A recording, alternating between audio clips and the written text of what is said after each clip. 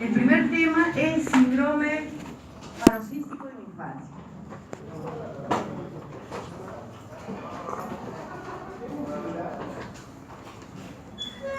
¿Por qué es importante? ¿Por qué tiene trascendencia en la infancia tratar de síndromes epilépticos o paroxísticos?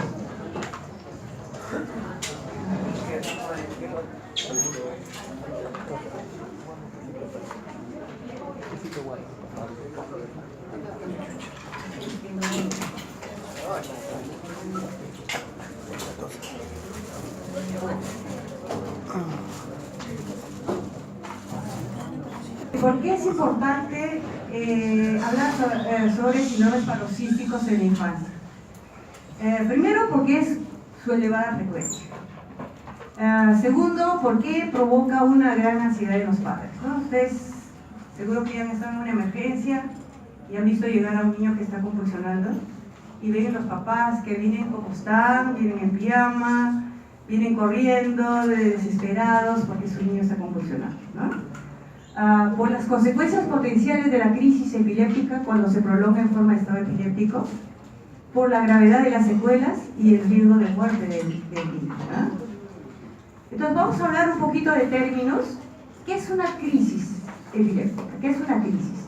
Es un acontecimiento transitorio de signos y síntomas debidos a una actividad neuronal cerebral anormal, excesiva o sincrónica.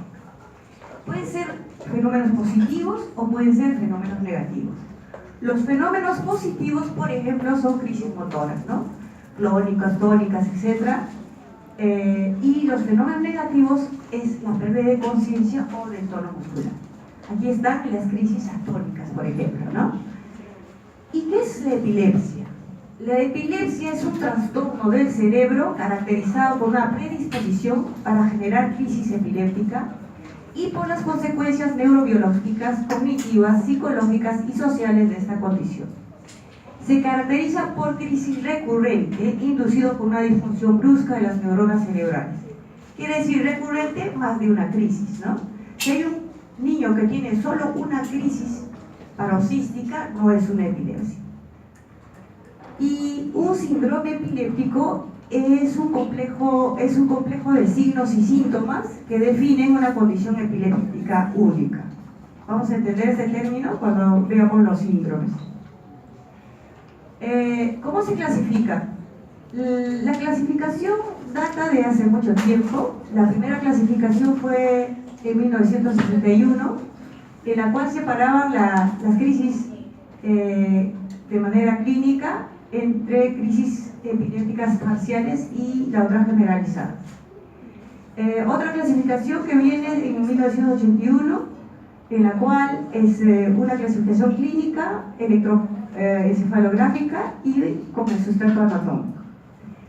Luego la del 89, que es topográfico y etiológico. Y la nueva clasificación que hasta ahora queda pendiente todavía es la de 2010. Entonces, la clasificación que todavía persiste, incluso esta clasificación de crisis no ha cambiado. Entonces, son crisis parciales, generalizadas y las no clasificadas. La crisis parcial es que toma un solo hemisferio, ¿no? Puede ser simple o puede ser compleja. ¿En qué se diferencian de la una de la otra? Es que en la compleja hay alteración de la conciencia.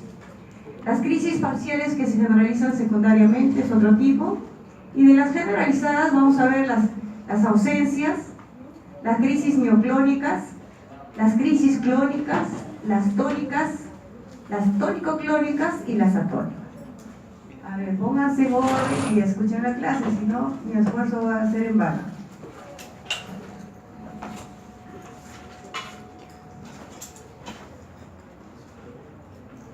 Esta nueva clasificación va a mantener la dicotomía entre las crisis, que sean focales o generalizadas, y las crisis que se agregan los espasmos epilépticos.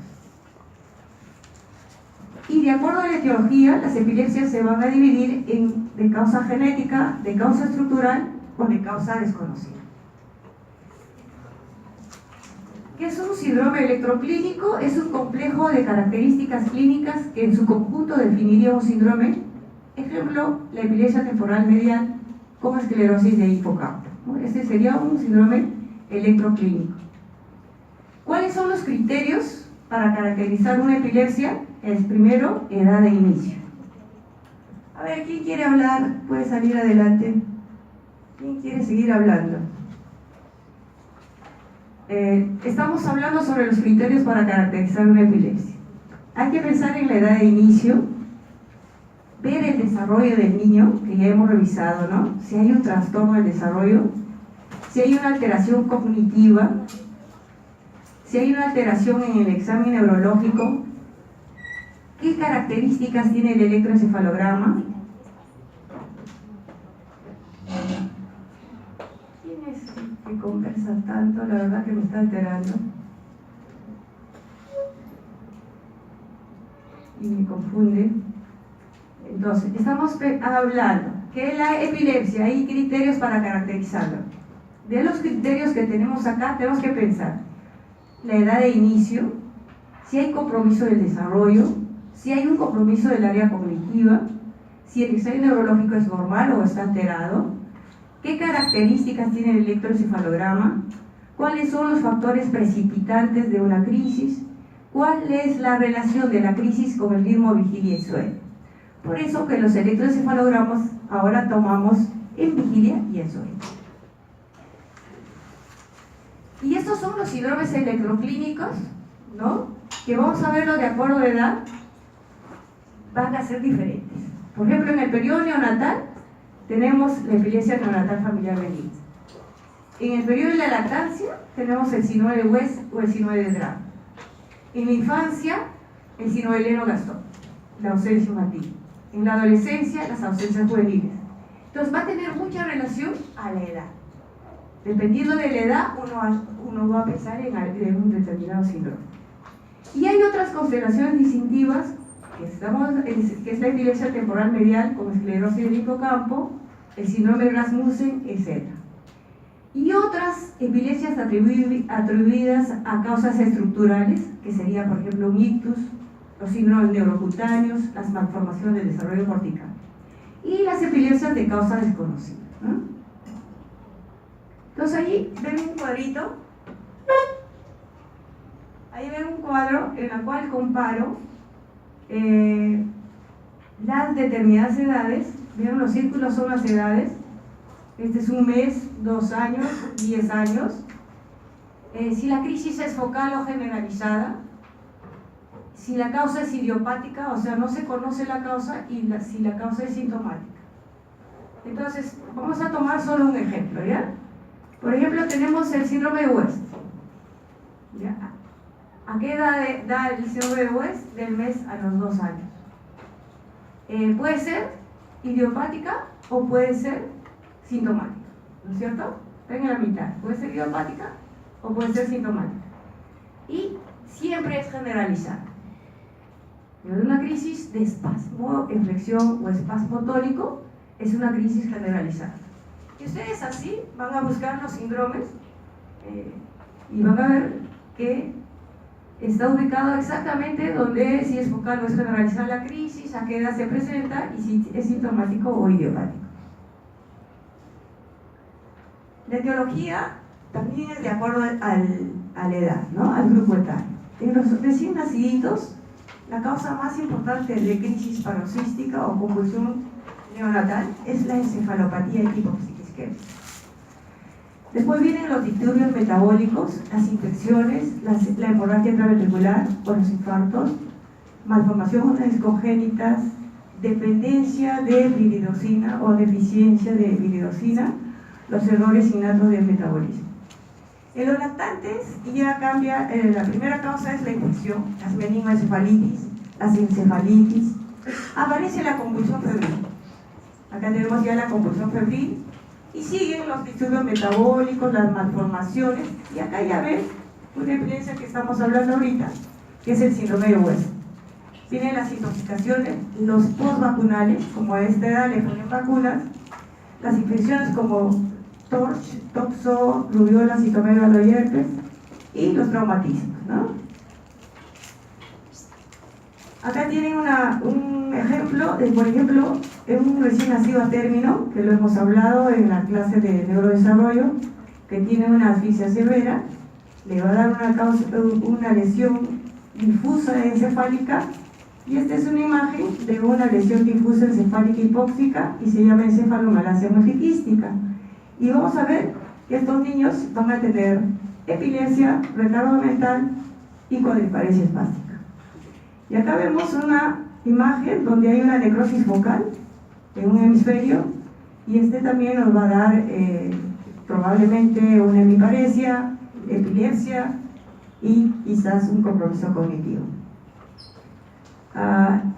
Estas son otras causas de crisis paroxística epiléptica, y estas son las malformaciones cerebrales. Esta es una malformación cerebral en la cual se llama lisencefalia. También lo hemos hablado cuando hemos hablado de migración neuronal, y en la cual el encéfalo es totalmente liso, no hay surcos, ¿ya? Y uno de los síntomas es la epilepsia. Y acá tenemos la paquitidia, en la cual los surcos son gruesos y anchos, y también causa epilepsia. Acá tenemos otra alteración que se llama esquizoencefalia. Este no es un problema de neurodesarrollo, sino que hay un problema vascular, un infarto intraútero, en la cual se lisa todo el encéfalo, y este se llama esquizoencefalia a labio abierto, que también puede haber esquizoencefalia a labio cerrado. Y este es un doble córtex. Este es un encéfalo, si ustedes ven, hay sustancia gris, blanca, gris y blanca, ¿no? Normalmente tenemos solo una capa de sustancia gris y una de blanca, ¿no es cierto? Este tiene el doble córtex, tiene una gris, blanca, gris, blanca, ahí lo ven, ¿no? Seguimos con los ejemplos. Acá tenemos los TORCH, ¿no? Acá, fíjense las calcificaciones en dónde están ubicados. Y uno con una imagen de una tomografía sencilla en un paciente le podemos hacer diagnóstico aproximado de decir, ¿es un citomegalovirus o es un toxoplasmosis? Acá las calcificaciones son periventriculares, y acá las calcificaciones del toxo son difusas, ¿no? Y otro que hay más hidrocefalia en toxoplasmosis que en citomegalovirus.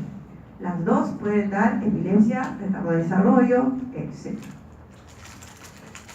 Pasamos a los preescolares, y en los niños preescolares ya vamos a tener la convulsión febril, ¿no?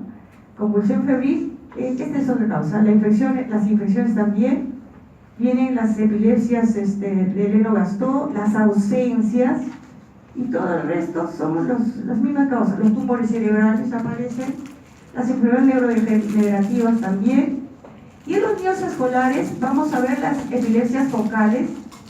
Las ausencias persisten, y acá aparecen infecciones, pero estas infecciones no son las mismas que la del lactante. El lactante va a tener una meningoencefalitis o una encefalitis. A esta edad del escolar lo que va a haber es neurocisticercosis, y va a haber tuberculosis, pero en su forma de tuberculoma, y va a causar epilepsia.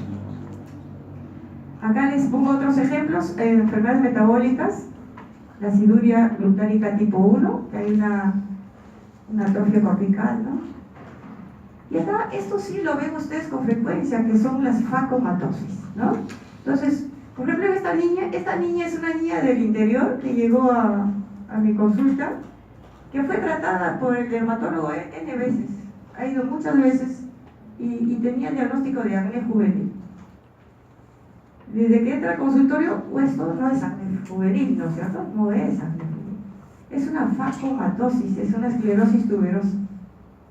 ¿Ya? Entonces, si ustedes ven la lesión en la cara, de este tipo de lesiones, ustedes automáticamente le hacen una tomografía, y si no, le hacen una resonancia magnética, y ustedes van a encontrar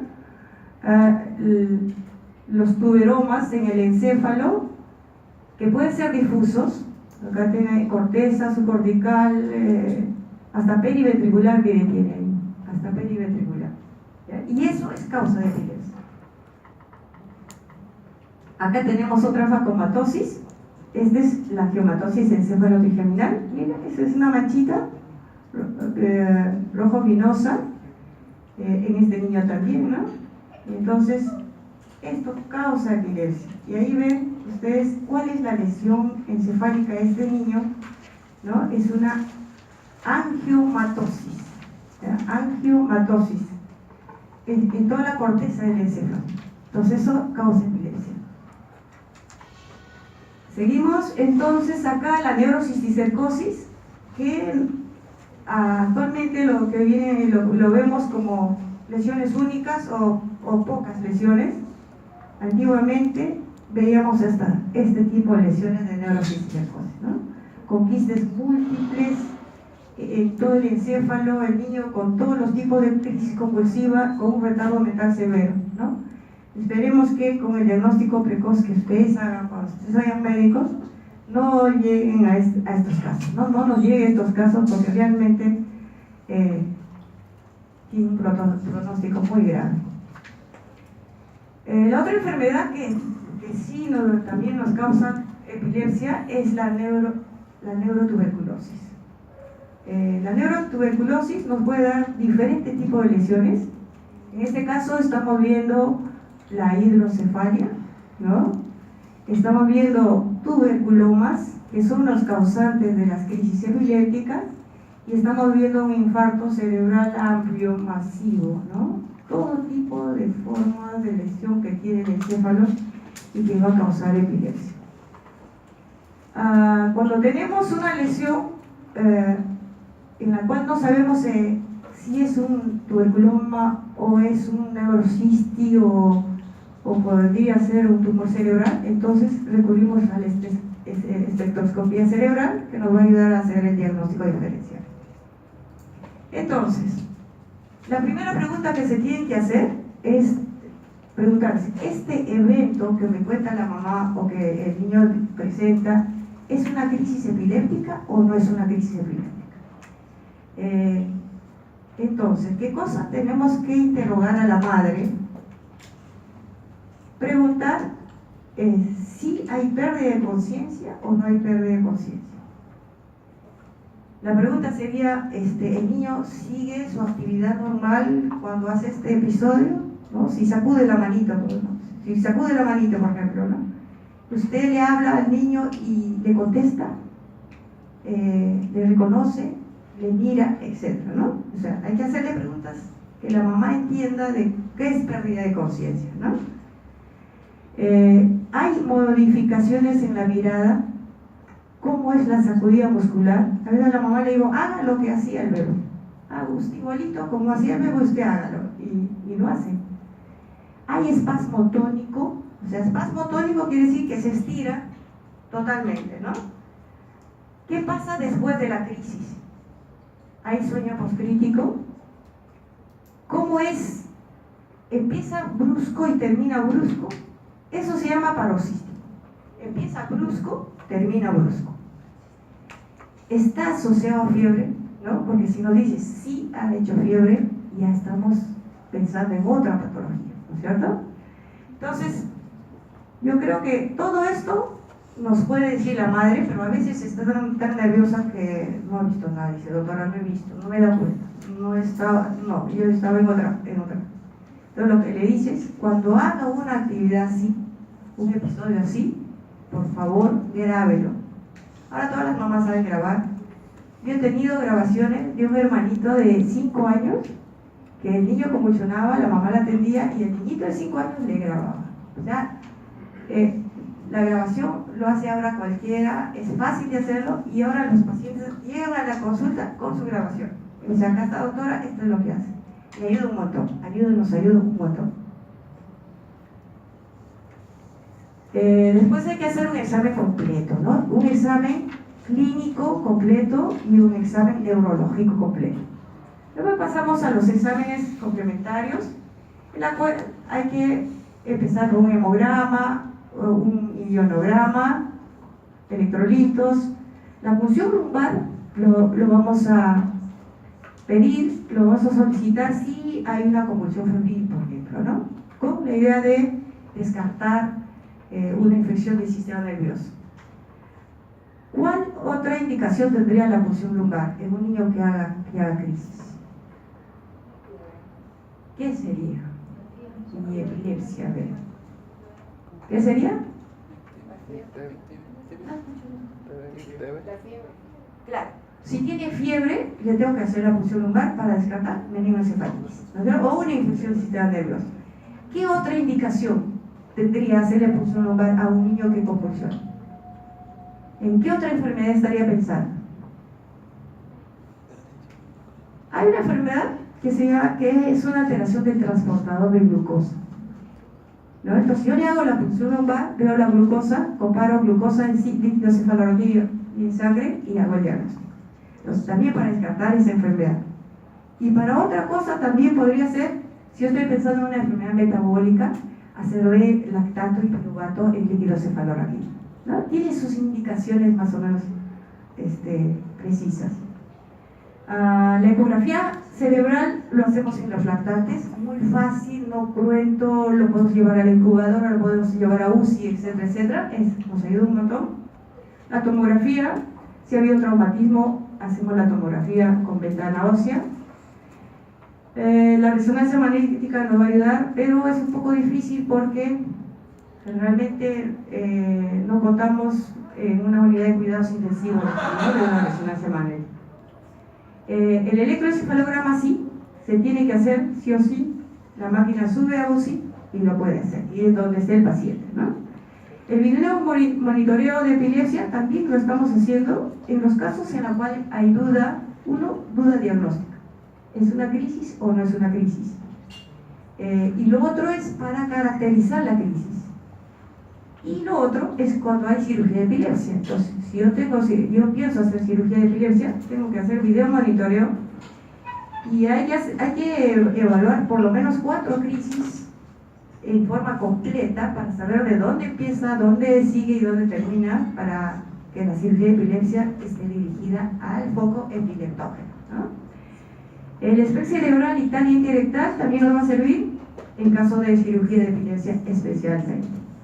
Entonces acá está, miren, acá está el video monitoreo. Le ponemos su casquito al niño, la mamá al costadito, el niño puede estar 24, 48 horas de acuerdo a la necesidad, y ahí está corriendo el electro, ¿no? Está corriendo el electro y cuando haga la crisis, vamos a observar. Y acá, por ejemplo, acá termina la crisis, ¿no? Esto solo para que vean cómo es de brusco, cómo es de paroxístico. Acá termina la crisis, ¿no? Y tenemos la imagen y tenemos el electro y vamos comparando, ¿no? Este es el SPECT, que nos va a ayudar a focalizar el foco epileptógeno. Hay pacientes que pueden tener solo una crisis epiléptica aislada o única, ¿no? Entonces, estas crisis suelen ser focales o tónico-clónicas generalizadas, la mayoría son espontáneas. A veces se puede identificar un factor facilitador. Los factores de riesgo de recurrencia es 50% en los próximos meses. Pero se incrementa este riesgo ¿en quiénes? En los niños menores de 2 años, cuando el examen neurológico es anormal, cuando hay convulsiones febriles previas, cuando hay antecedente familiar de epilepsia y cuando no son del tipo focal o tónico-clónico generalizado, sino son otro tipo de crisis, ¿no? Y cuando un electroencefalograma está normal. El diagnóstico, hay que hacer diagnóstico diferencial si tenemos solo una crisis, ¿no? Tenemos síncope vasovagal reflejo, de un espasmo del sollozo, de un síncope cardíaco, síncope febril, un trastorno paroxístico durante el sueño, el terror nocturno. ¿Alguien ha visto un terror nocturno? ¿Ha observado? De uno de sus sobrinos, de uno de la familia. ¿Alguien ha visto un terror nocturno? El niñito duerme, está durmiendo tranquilo y en mitad de la noche empieza a gritar, se sienta, la mamá dice los ojos están asustados, el niño llora y uno le calma y no se deja calmar, se desespera y de repente se duerme. Y al día siguiente le preguntamos al niño, ¿qué pasó anoche? ¿Te despertaste? No se acuerda de nada, ¿no? Ese es un terror nocturno que no es una crisis epiléptica. ¿Y alguien ha visto espasmo del sollozo? ¿Cómo es un espasmo del sollozo? A ver, el espasmo del sollozo. El espasmo del sollozo es el niñito que de repente se cae y empieza a llorar. Y cuando va a empezar a llorar, deja de llorar, se queda como que sin aire, hace apnea, ¿ya? Ese es el término, hace apnea, y se queda mirando a la madre y se puede poner incluso un poco cianótico o pálido y después arranca el llanto. Ese es el espasmo del sollozo. Entonces siempre la mamá les cuenta, el doctor, cada vez que se cae, cada vez que va a empezar algo, empieza a llorar. Cuando va a llorar, ahí hace ese episodio, ¿no? Yo tengo varios niñitos con el diagnóstico de epilepsia y son espasmos de sollozo. Pero es cuestión de hacer una anamnesis bien precisa. Seguimos. ¿Qué hay que hacer ante una crisis epiléptica? Lo que no tenemos, no comenzar el tratamiento antiepiléptico. No se inicia. Si yo tengo solo una crisis, no empiezo el tratamiento. ¿Por qué no empiezo? Porque el riesgo de recurrencias es 50%, no es muy alta. Los fármacos antiepilépticos no son inocuos.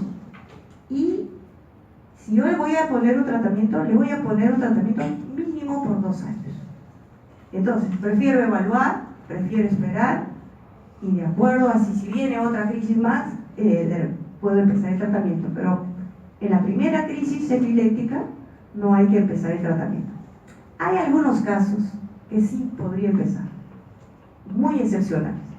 Por ejemplo, si tengo un niñito con una facomatosis, tiene una lesión rojo porto en la carita, le hago la resonancia, tiene la lesión, la angiomatosis, y hace una primera crisis, ese niño sí o sí va a volver a convulsionar. Entonces, la primera crisis yo ya podría empezar a darle tratamiento. Acá les pongo más o menos cómo los síndromes epilépticos se van dando de acuerdo a la edad. Entonces ustedes no van a ver síndrome de West en un niño de 8 años, jamás, ¿no? Eso no ni se piensa, ¿no? Por edades, acuérdense las edades, ¿no? Si ustedes saben esto, ya saben que un niño de 4 años podría pensar en ausencia, pero en un recién nacido no hay ausencia. Entonces es por eso que les pongo este cuadrito. Las crisis febriles. Antes se llamaban convulsiones febriles, ahora se llaman crisis febriles. ¿Ya? ¿Qué son las crisis convulsivas? Las crisis febriles. Las crisis febriles son crisis asociadas a fiebre. En ausencia, acuérdense esto, en ausencia de infección del sistema nervioso central. ¿Qué ocurre en niños entre 3 meses y 5 años? Miren la edad también. 3 meses y 5 años. Generalmente ocurren dentro de las primeras 24 horas del proceso febril. Las crisis pueden ser tónicas, clónicas, tónico-clónicas, de corta duración y rápida recuperación. La causa más común son las infecciones virales del tracto respiratorio. Existe una herencia.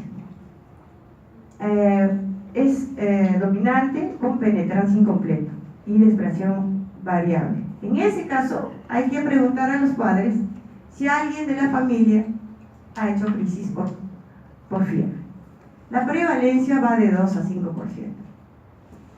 La clasificación, vamos a clasificar en simples, que son la mayoría, miren, 72%, y la compleja, que es menos común, ¿no? Entonces, ¿cuándo es simple? Cuando es menos de 15 minutos, cuando es generalizada la crisis, cuando el ensayo neurológico es normal, cuando hay historia familiar de convulsión febril, pero no hay historia de familiar de epilepsia. ¿Ya?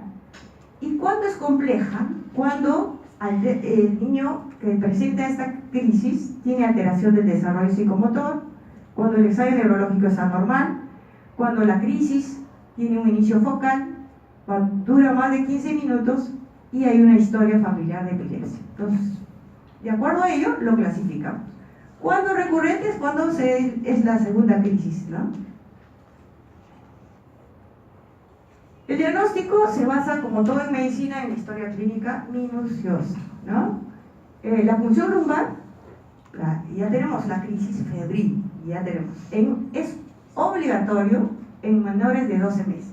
O sea, el lactante que llega a la emergencia con crisis asociada a fiebre, tengo que hacerle la punción grupal. Considerarlo entre 12 y 18 meses.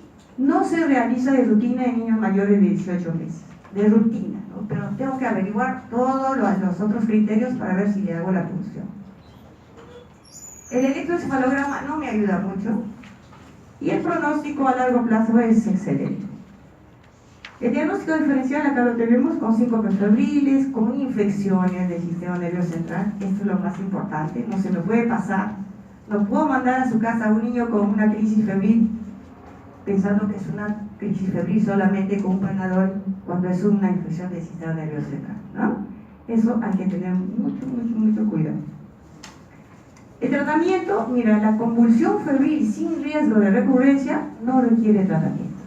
O sea, la crisis febril simple realmente solamente es el manejo de la temperatura. La crisis febril compleja sí podría usar una profilaxis intermitente con diazepam o de manera continua con ácido valproico o fenobarbital. Entonces vamos a pasar a los síndromes de los niños lactantes, y uno de los más importantes es el síndrome de West o hirsarritmia o espasmos infantiles. Entonces, por ejemplo, acá ven que la edad de inicio de 3 meses a 9 meses, y durante el primer año de vida vamos a tener síndrome de West. Incluso hemos visto síndrome de West hasta 2 años, hasta los 2 años. Hay una tríada clásica, es el espasmo en flexión o en extensión, la detención del desarrollo psicomotor, y el electrocaracterístico es la hirsarritmia. En síndrome de West tengo la obligación de descartar un síndrome lesional, ¿no? Y entre los síndromes que pueden ser los causantes de este síndrome de West, tenemos los síndromes de oro cutáneos, entre ellos la esclerosis tuberosa, las malformaciones cerebrales, las anomalías cromosómicas, las encefalopatías prenatales tóxicas o infecciosas, las encefalopatías anosiquisquémicas, traumatismos y tumores. Entonces tengo que buscar su diagnóstico etiológico, ¿no es cierto? Acá les he puesto una imagen de cómo es una crisis de espasmo en flexión. El niño está durmiendo, se hace como un ovillito y después se estira. Termina la crisis, se pone ruboroso y después hace un llanto.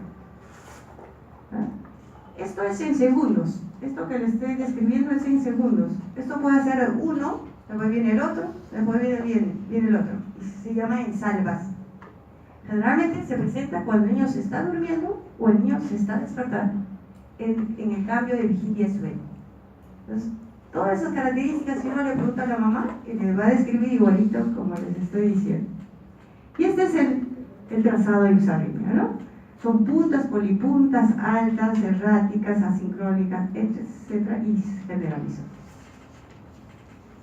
La evolución, el 80% tiene retardo psicomotor y tiene un riesgo de pasar a síndrome de Lennox-Gastaut. El que no tiene una lesión cerebral tiene mejor pronóstico. Esta es una urgencia neurológica.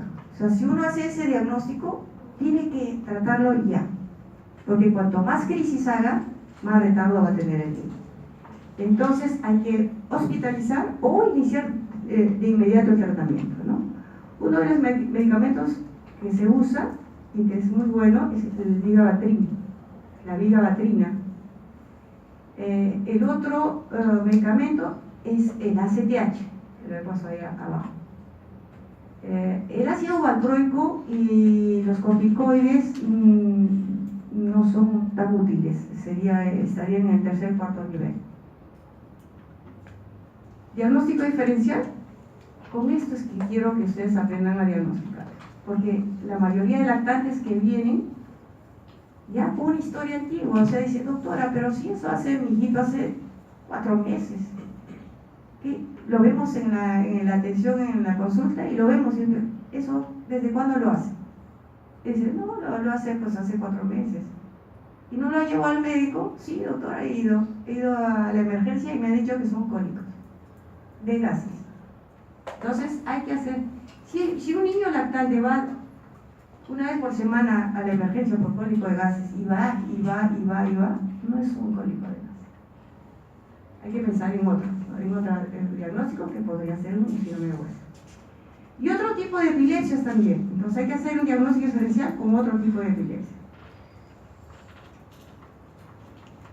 El síndrome de Lennox-Gastaut va a ser un síndrome que se va a presentar en niños mayores, en la edad preescolar, escolar. Son crisis convulsivas intratables, muy frecuentes, da retraso mental.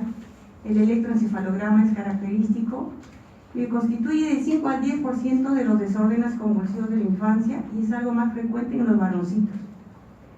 Se inicia usualmente entre los 3 y 5 años de edad, aunque puede ocurrir hasta los 8 años. Miren la edad, acuérdense la edad.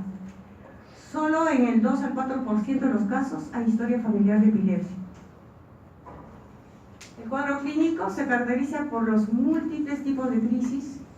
Hay crisis tónicas, atónicas. La frecuencia de crisis, miren, varía entre 9 a 70 por día. En algunos casos se producen crisis tónicas y crisis de ausencias atípicas. La conciencia se altera solo brevemente y después se recupera rápidamente. Esta es la crisis. El niño está paradito y se desploma brutalmente en el suelo. Está sentado y se cae la cabecita brutalmente. Esta es la crisis atónica. El electroencefalograma es variado, pero tiene sus características específicas, ¿no? Es multifocal, por ejemplo. Aproximadamente el 5% de los pacientes fallece por este desorden o por problemas asociados del mismo unos 10 años desde el inicio de la crisis, ¿no? A menudo el desorden se prolonga hasta la edad adulta, causando múltiples problemas emocionales y de discapacidad en casi todos los pacientes. El 50% llegan a la edad adulta, están totalmente discapacitados y tan solo el 17% puede valerse por sí mismo. El síndrome de Lennox-Gastaut va acompañado de retraso mental que se presenta en el 100% de casos. O sea, es una epilepsia de muy mal pronóstico. Ahora pasamos a otro tipo de epilepsia. Estas son las epilepsias con ausencias. Estas sí tienen muy buen pronóstico. Son crisis diarias con breve alteración de la conciencia de inicio a fin súbito. El electroencefalograma característico se presenta de 3 años hasta la pubertad. Las ausencias tienden a desaparecer espontáneamente en el 80% de los casos, incluso con un solo medicamento antiepiléptico. Es de fácil diagnóstico, de buena respuesta terapéutica, y este es el ejemplo. El niñito está jugando su Facebook, ¿no? Pierde la conciencia bruscamente. Eso es lo que quiero que entiendan. Bruscamente es una crisis generalizada, ¿no? Generalizada.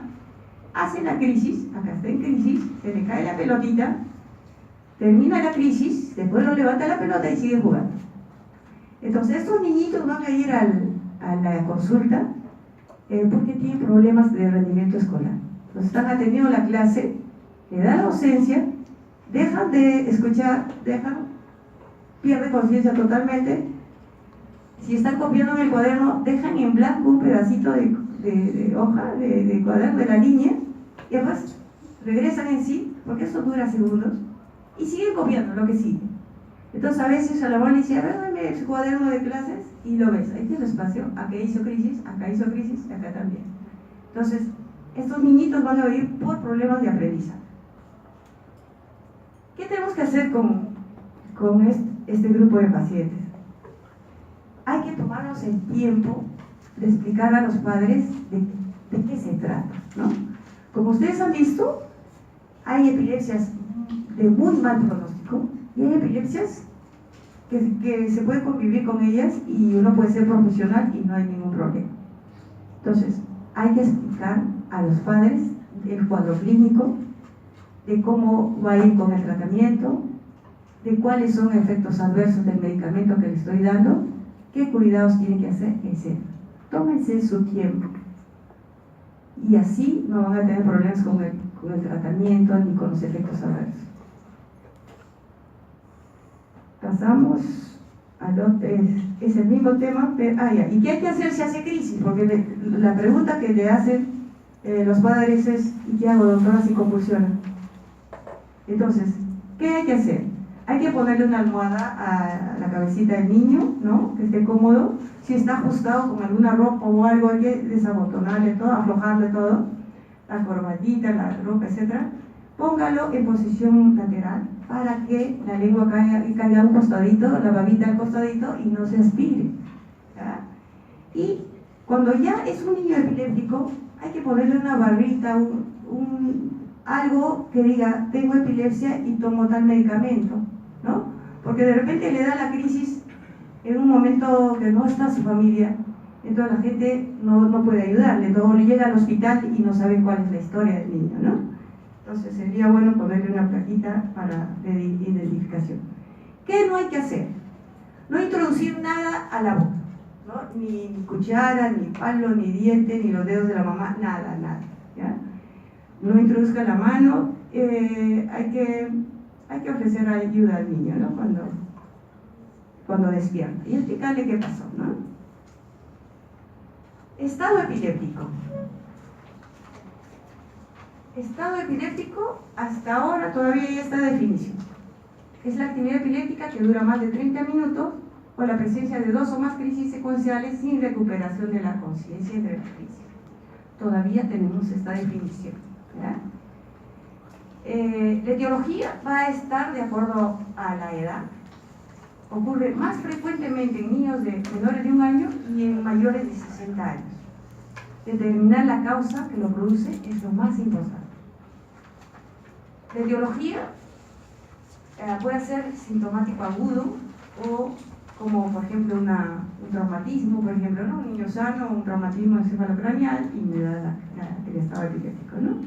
O un desorden cerebral crónico, ¿no? Un niño que siempre está convulsionando y ya se estado epiléptico porque se olvidó de tomar su medicina, o se enfermó de algo, etc. Idiopático, donde no se conoce la causa. ¿Cuál es lo importante? Buscar la etiología, ¿no? Entonces, si es infeccioso, si es traumático, si hay isquemia, si es metabólico, si es tóxico, febril, y todos los exámenes que pedimos son de acuerdo al cuadro clínico. Hay factores precipitantes, sí, y uno de ellos es la fiebre o la infección. Los niños con epilepsia le van a decir, doctora, me dio una faringitis y convulsioné. Me dio una gastroenteritis y convulsioné, ¿no? Esos factores muy conocidos precipitantes. Y lo otro es también cambio de medicación o olvido de toma de medicación. La clasificación es convulsivo o no, y no convulsivo. En las convulsivas tenemos tónico clónico, mioclónico, tónico y clónico, o sea, todos los tipos de crisis. Y en las no convulsivas tenemos estado epiléptico de ausencias, parcial compleja y parcial continua. La fisiopatología, hay una primera fase donde hay incremento de catecolaminas, donde hay taquicardia, leucocitosis, pleocitosis, incremento del gasto cardíaco, hiperglicemia, etc. Y hay una segunda fase donde fallan los mecanismos de compensación. Y acá les hago ver más o menos en qué momento hay daño cerebral, ¿no? Entonces acá está la fase compensada, la transitoria y la descompensada, y acá sigue la convulsión, ¿no? Ahí ven que sigue la convulsión. Y el daño cerebral empieza entre 15 minutos, ¿no? Ya está empezando el daño cerebral. Y se va aumentando progresivamente, ¿no? ¿Cuáles son las manifestaciones cerebrales inmediatas? Hay un aumento del flujo sanguíneo cerebral, con aumento del consumo de glucosa y oxígeno, falla la autorregulación cerebral, hay ruptura de barrera hematoencefálica, hay sufrimiento cerebral y edema regional, hay muerte neuronal por necrosis citotóxica y apoptosis. Y a largo plazo va a haber pérdida de neuronas, alteración de circuitos celulares, daño cortical difuso, especialmente las que se lesionan son las neuronas hipocampales. El manejo tiene que ser con 2 equipitos. Un equipo que lo recibe y el otro equipo que empieza ya de una vez a hacer el manejo, ¿no? Entonces, va a haber un equipo que va a hacer la historia clínica, que ahí está el interno. O sea, ustedes cuando terminen ahora y ya están listos para el internado, son los que van a hacer la historia clínica, dirigida, ¿no? Y el otro equipito que va a estar atrás de ustedes va a ser el residente y su asistente, que ya le van a estar atendiendo al paciente. No se puede perder minutos ni segundos, ¿no? Entonces, primero, anotamos la hora, ¿ya? En los primeros 5 minutos hay que garantizar la comodidad, monitorización cardiopulmonar, signos vitales, administrar oxígeno, y el equipito de historia clínica ya lo está haciendo, ¿no? El paciente pasa adentro y ya le estamos haciendo la historia clínica con los padres y anotar el tiempo, o sea, ¿a qué hora llegó? Exactamente. La enfermera está buscando la vía, se toman muestras, ¿no? De electrolitos, sale todo lo necesario y después ya se le está poniendo el diazepam. ¿Ah? Se le puede poner diazepam, lorazepam, lo que usamos nosotros es diazepam, y como ya hemos sacado la muestra y hemos puesto una gotita a nuestro papel filtro, ya sabemos si tiene hipoglicemia o no para darle el tratamiento. Todo esto es concomitante. En los neonatos se usa fenobarbital, ¿no es cierto? En los pacientes pediátricos empezamos con fenitoína a 20 miligramos por kilo, y si no cede, la segunda droga es fenobarbital a 10 miligramos kilo, adicionando 5 a 10 miligramos hasta llegar a 40 miligramos. Si no cede, ya estoy pensando en una UCI para darle el tratamiento necesario. Entonces, hay estado epiléptico también refractario, ¿ya? Es una crisis epiléptica que no responde a una adecuada dosis parenteral de anticonvulsivantes de primera línea, después de 30 minutos de la administración de fenitoína y fenobarbital o ambos. O sea, si yo ya le he puesto fenitoína, fenobarbital y sigue convulsionando, ya estoy pensando en un refractario, ¿no? El manejo del refractario es en UCI, hay que intubar al paciente, colocación de catéter central, monitoreo electroencefalográfico continuo, iniciar midazolam y continuar con una infusión de midazolam. La mayoría de pacientes, en un 80-90%, ceden con el midazolam en infusión, ¿no? Hay algunos que aún todavía son refractarios. Entonces, es un pequeño esquema en el cual, ¿qué hay que hacer con el paciente que está en estado epiléptico, ¿no? El ABC de reanimación, poner el diazepam, si no cede, pasamos a fenitoína, si no cede, pasamos a fenobarbital, si no cede, midazolam, y si no cede, llegamos a coma barbitúrico, ¿no? A tiopental. Acá está el tiempo, acuérdense que el tiempo es importante, y lo que hay que hacer es corregir todo lo que encontramos, ¿no? Si hay fiebre, bajar la fiebre, si hay hipoglicemia, tratarle la hipoglicemia, si hay hipocalcemia también, el edema cerebral también, si es una meningitis, hay que tratar. Entonces, estados epilépticos en pacientes epilépticos conocidos. O sea, es un niño que convulsiona, que tiene su epilepsia y que viene por un estado epiléptico, ¿no? Entonces, ¿cuáles son factores que favorecen? Hemos dicho la fiebre o la suspensión brusca del tratamiento por olvido, por mala absorción, por vómitos o por interferencia de medicamentos. El manejo, hay que conocer el tratamiento al cual es sensible, ¿no? O sea, preguntar a la mamá qué toma, qué medicación toma. No hay que interrumpir el tratamiento habitual. A veces uno se olvida y el niño toma como 4 medicamentos y uno con una fenitoína quiere cortar el estado epiléptico. No va a poder, no lo va a poder. Hay que seguir dándole la medicación habitual y hacer el manejo del estado epiléptico en forma paralela. Si hay endovenoso, si los medicamentos que toma hay endovenoso, lo pasamos a endovenoso. Pero incluso le podemos pasar una sonda nasogástrica y le seguimos dando su medicación por sonda, ¿ya? Listo. ¿Cuáles serían las características de un anticonvulsivante ideal? Que no existe, realmente no existe ese medicamento. Que sea para un estado epiléptico, ¿no? Que se disponga por vía endovenosa, que sea eficaz en todo tipo de convulsiones, que penetre rápidamente al sistema nervioso central, que permanezca en el sistema nervioso central. El diazepam cumple todo esto, pero no cumple esto, no permanece. Yo le pongo el diazepam y a los 10 minutos ya se metabolizó y va a volver a convulsionar. que tenga buena tolerancia y que no tenga mucho efecto adverso. Todos los medicamentos que usamos en estado epiléptico tienen efectos adversos. Que tenga potencia suficiente que permita la utilización de volúmenes pequeños y se administre en corto tiempo, ¿no? Entonces todavía estamos buscando un anticonvulsivante ideal en estado epiléptico. Acá yo ya no les voy a decir más que estas son las drogas que se usan comúnmente en estado epiléptico. Están las dosis, los intervalos, la dosis máxima, el inicio de acción y los efectos adversos. En todos ellos van a haber somnolencia, confusión, hipotensión, bradicardia, presión respiratoria, en todos ellos. Entonces hay que estar siempre en una unidad de cuidados intensivos para usarlos, ¿no? En todos ellos, enfermo orbital y en vida solar también. Esto es para que lo tengan a la mano. Cuando tengan un caso así, lo den el medicamento y lo dan como dice la literatura, ¿no? Bueno, este es el primer tema.